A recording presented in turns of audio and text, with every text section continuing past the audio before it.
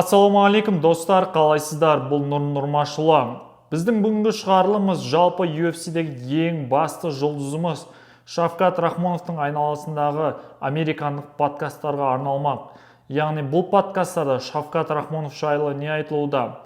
Осы подкасттарда қандай UFC-дің аңыз адамдары, сонымен қатар UFC-дің дәл қазіргі жауынгерлері не деп айтуда? Сонымен қатар, жалпы осы подкасттары сарапшылар не дейді? Осыған байланысты біз американдық подкасттарға тоқталатын боламыз. Сонымен достар, біздегі ең алғашқы осы подкасттардың ішінен, яғни алғашқы сұхбаттардың ішінен тоқталатын болсақ, осы жақында ғана бір ай бұрын осы жартылай орта салмақтағы американдық жауынгер үлкен ауызды, яғни әрдайым треш-ток жасайтын американдық жауынгер нөмірі 5-ші орында тұрған дәл қазіргі сәт топ 5-ке кіретін Колби Ковингтон әдеттегідей Австралиялық Submission радио каналына өзінің сұхбатын берген болатын. Сонда Submission радио каналының жүргізушілері Колби Ковингтоннан Джек Делла Мадалена осы UFC 299 турнирінен кейін Шавкат Рахмоновты кездесуге шақырған болатын. Осы жайлы ойын қалай деп сұраған еді. And I know that we spoke about you and Shavkat potentially mixing it up in the future, but Jack Della Maddalena actually beat Gilbert Burns in a pretty impressive fashion, and now he called out Shavkat for Perth in August. I know he's got a broken arm, but I got to ask, does that basically rule Shavkat out for you in terms of what's next? Because it looks like Shavkat wants that fight as well. Would you prefer to see what happens there first before you potentially look at either one of those guys in the future? I guess two contenders fighting each other in Australia later this year. Well, we'll see how things play out with Bushrat and Smushface. So, we don't know what's going to happen. Maybe I'm fighting the winner of that for the title, Сонда Колби Ковингтон. Жалпы мен ойлаймын, бұл кездесу мен үшін маңызды емес. Жалпы бұл кездесу өте ішпыстырарлық кездесу. Мен бұған ешқандайды қызықпаймын деп өзінің әдетіне басқан болатын. Және де айтып кеткендей, бұл егеу құйрық Шавкат Рахмонов пен беті тапталып кеткен Джек Делла Маддаленаның арасында кездесу көрермендер үшін өте қызық емес. Көрермендер үшін мен секілді, яғни әрдайым қызықты кездесу өткізетін жауынгерлер керек деп атап өткен болатын. Яғни біз осы сөздеріне қарай отырып, Колби Ковингтон әрине әрдайым рөлде жүретін жауынгер екен, әрдайым образда жүретін жауынгер екен байқауға болады. Одан кейінгі айтып кететін нәрсе, осы UFC 299 турнирінің алдында және де UFC 299 турнирінен кейін де осы Pound for Pound деп аталатын подкастта, яғни дәл қазіргі сәттегі Камару Усман мен осы UFC тарихында ең соңғы екі салмақта чемпион болған, екі салмақта қатар чемпион болған Генри Сихудо екеуі жүргізетін Pound for Pound подкастында осы Шавкат Рахмонов жайлы тоқталынған болатын. Генри Сихудо Камару Усманға былай деп сұрақ қоятын болатын. Камару, сен қалай ойлайсың? Дәл қазіргі сәтте осы топ 10-дықтың ішінде 30 жасқа дейінгі жас жауынгерлер өте көп. Олардың ішіндегі Джек Делла Мадалена, сонымен қатар Иэн Герри, Шон Брэди, сонымен қатар Шавкат Рахмонов. Осы секілді жауынгерлер ойын қалай деп сұраған болатын. Сонда Камару Усман былай деп атап өтті. But I disagree with you. I mean, they're not. Shavkat's not a veteran that's been in there for plenty of years, won a title. Not he's not a veteran. I think Shavkat, Ian Gary, and Jack Della Maddalena are all in the same position. They're young, streaky guys, and I would even throw a guy like Sean Brady in there. Sean Brady's actually been in the UFC longer than these guys. Sean Brady's just taking his time. I don't know what the holdup is. I think maybe he's injured quite a bit, but I think Ian Gary, Jack Della Maddalena, and Shavkat Rakhmonov are all in the same position. They're young, streaky guys. I believe they're maybe undefeated, or maybe not, but the young guys that are on their way up and trying to get that. I do agree. They do need to be built quite a bit. So it's up to the UFC. What are you going to do? Who are you going to gamble on? You have JDM fight Ian Gary. That's a big fight. You could put on a co-main event somewhere or put on a big pay-per-view to potentially raise these guys' stock. Or do you go JDM versus Shavkat? Or do you go Shavkat versus Ian Gary? You know, these are intriguing matchups that you can do for these guys to potentially build their stock as one of the newer generational guys that could potentially, you know, carry that division in the future. Yeah, So that's what I think with those guys. Менің ойымша, бұл жауынгерлердің барлығы қазіргі кезде бірдей деңгейде деп ойлаймын. Шафкат, болмаса Джек Делла Мадалена, болмаса Шон Брейди, Иэн Герри, осылардың әрқайсысы бір-бірінен асып түседі деп ойламаймын. Және де олардың деңгейлері де бірдей, болашақтары да бірдей деп ойлаймын деп атап өткен болатын. Бірақ та Генри Суходы осы подкаст барысында Шафкат Рахмонов Белал Мухаммадтан кейінгі екінші үміткер ретінде қарастырып отырғанын атап өткен болатын. So we just saw a text from Shavkat Rakhmonov, you know, saying, "Hey, you're pretty much like somewhat my next victim. Like you can run, but you can't hide." I mean, that fight's intriguing, but yeah. But I will say this about Shavkat. I think that if I'm the UFC, I would want to build both of these guys. You know what I'm saying? Like I would want to build Jack a little bit more. Give him another maybe tough fight. Maybe give him Ian Gary. You know, maybe get those two new generational fighters to maybe fight, because when you go up against a guy like that's a veteran like Shavkat who can submit, who's got brutal power too. I mean, you're probably a fight away from fighting a guy like that. Одан кейінгі подкаст жалпы осы Джексон подкаст деп аталатын американдық подкастта, яғни бұл подкаст осы UFC-дің аңыз адамдарының бірі Quinton Rampage Джексон, сонымен қатар Люк Рокколд, TJ Dillashaw, осы секілді UFC-дің аңыз адамдарының қатысуымен өтетін подкастта қонақ болған Джефф Нил осы Шафкат Рахмоновпен өткен кездесуі туралы тоқталып өткен болатын. Сонда Джексон подкасттағы жүргізуші былай деп сұрақ қойған еді: "Сен Шафкат Рахмоновқа соңғы кездесуіңде жеңілген болатынсың. Жалпы осы кездесу жайлы тоқталып өтсең" деп айтып өткен болатын Джефф Нил. Сол кезде Джефф Нил Yeah, your last fight, Shavkat, you know, obviously it was a battle. Can you walk me through that fight? Yeah, I lost on no, I underestimated him, you know what I mean? Because he had so much hype behind him, and I just didn't want to believe it. You know what I mean? Everybody's like saying he's this, he's that, and I was like, man, fuck this dude. And he kept on calling me out on Twitter and shit. So I was like, well, let's see what you about. And he was about that life. So yeah, Twitter. I was just talking to Luke about Twitter today. People really get underneath people's skin with Twitter. Yeah, I normally never do that, but he just kept on coming at it. I think it was his fans more than anything posting that fucking Kazakhstanian flag all over my shit. Жалпы соңғы сол Шафкат Рахмоновпен кездесуде мен Шафкат Рахмоновты оңай шағылатын жаңғақ деп ойладым. Және де мен оны оңай жеңем деп ойлаған болатын. Бірақ та мен ойлағандай болмай шықты. Шафкат Рахмоновтың артында жүріп отырған хайп бұл шынында да рас. Ол өте мықты жауынгер. Және де ол болашақ чемпион болады деген ойдамын. Және де келесі кездескенде мен ойлаймын, біз екеуміз титулдық белдесуге шығатын секілдіміз. Яғни ол чемпион болған кезде мен сол чемпиондыққа таласатын үміткер болатыныма сенімдімін деп атап өткен болатын. Және дәл осы подкастты, дәл осы шығарылымда осы подкасттың сол Люк Рокколдта осы Шафкат Рахмоновпен бірге Майами қаласында Kill Cliff залында орын алған жағдайға тоқталып өткен. Shavkat person came at you too? He was calling you out? Yeah, I mean, I don't think it was him. Honestly, he don't speak English. I don't take him as the guy, but Yeah, he don't speak English. good on. No, just the type that would like actually like kind of attack and Yeah, Somebody- instigate. He's not. It doesn't strike me as an instigator. You know Shavkat personally? I just met him a few times on we talk shit. I told him I was gonna choke him out. He said, "Come, brother, come, brother."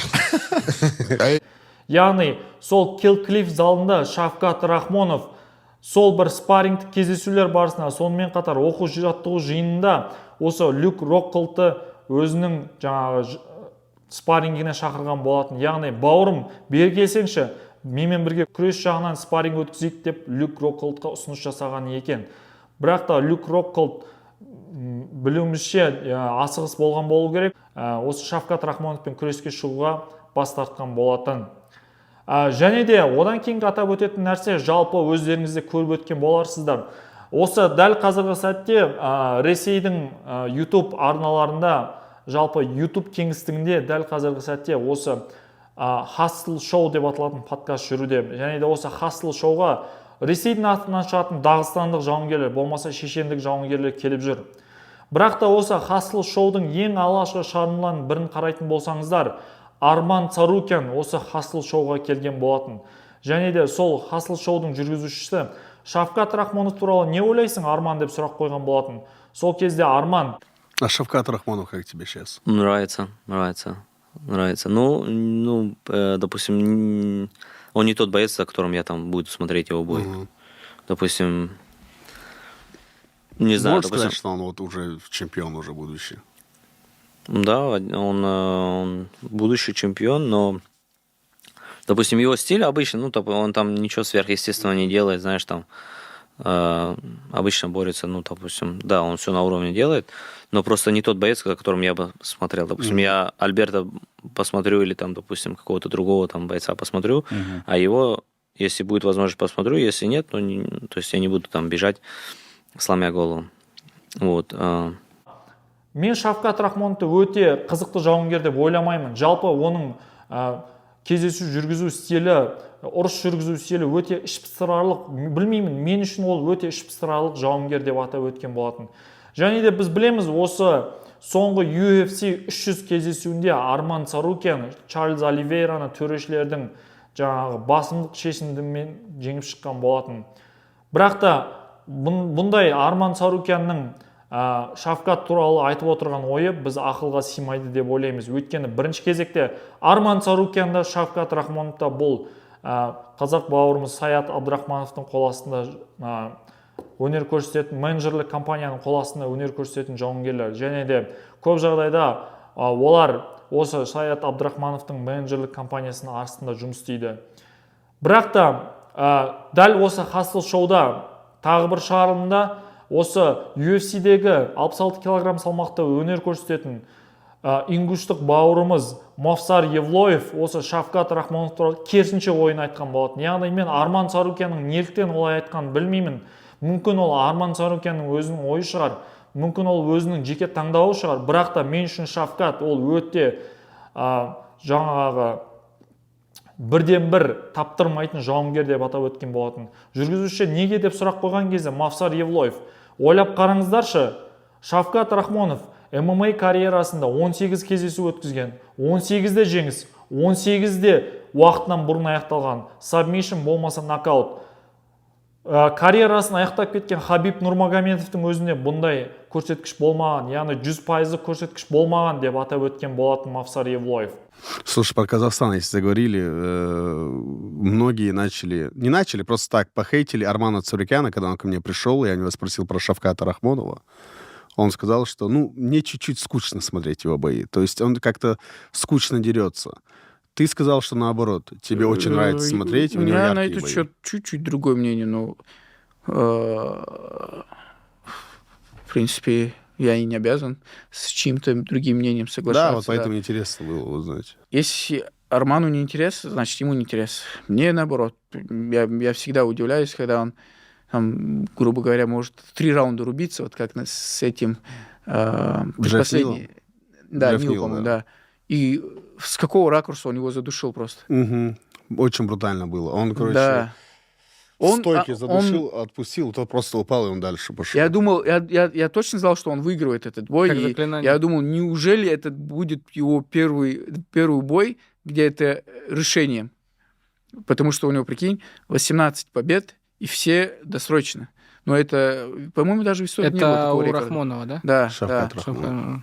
А ты не знаешь, да? Не, я знаю. Слушай, я просто... сильный боец. Да, я знаю. Сильный боец, слушай, один из самых лучших. У него, по-моему, самый UFC из действующих рекордов 18-0 у него и у меня. Добрый вечер. Это в UFC? Да. Пока уже нету без поражений рекордов больше. Рахмонова отличает то, что у него все финиши. Ни у кого нету, да? Міне осыған қарап біз жалпы да Ресей төңірегінде де, ресейлік YouTube төңірегінде де болмаса осы көрші мемлекеттен өнер көрсетіп жүрген жауынгерлердің Шавкат туралы ойлары да екіге бөлініп жатқандығын байқауға болады. Одан кейінгі жалпы тоқталып өтетін нәрсе, осы UFC 300 турнирінің алдында UFC Atlantic City деп аталатын Fight Night өткен болатын. Дәл сол UFC Atlantic City Fight Night'та co-main event'те өнер көрсеткен Хоакин Бакли, яғни сол Fight Night'та ол осы топ 15-ке кіретін Висенте Люкені техникалық нокаутпен жеңгеннен кейін MMA Hour деп аталатын, яғни бағдарламада, подкасттық бағдарлама, яғни MMA-дағы нөмірі 1-ші жүргізуші болып есептелетін Ариэль Хельванидің бағдарламасына сұхбат берген кезде Хоакин Бакли былай деп айтқан болатын. Plus he called out Shavkat. Right. And I think Shavkat is also a Kill Cliff Yes. fighter. Yes. Which I'd love to have that, but I think it's Ramadan or something like that. So he won't be participating. Okay. Жалпы осы Висенте Люкені жеңгеннен кейін мен кіммен шығасың деген сұраққа жауап беретін болсам, жалпы мен негізі топ 10-ға кіретін жауынгерлермен төбелескім келеді. Иэн Герри болсын, Шон Брейди болсын. Бірақ та ең бастысы дәл қазіргі сәтте осы 77 килограмм салмақта басты хайптағы адам, басты қорқынышты адам осы Шавкат Рахмоновпен шыққым келеді деген болатын. Бірақ та дәл сол уақытта осы бағдарлама шыққан уақытта Рамазан айы болған болатын. Соған байланысты Хоакин Баклиді осы Рамазан айына байланысты Шавкат Рахмонов шыға алмайды деп ойлаймын. Соған байланысты мен оған қарсы кездесуді дәл қазіргі сәтте қарастырмас едім деп атап өтті.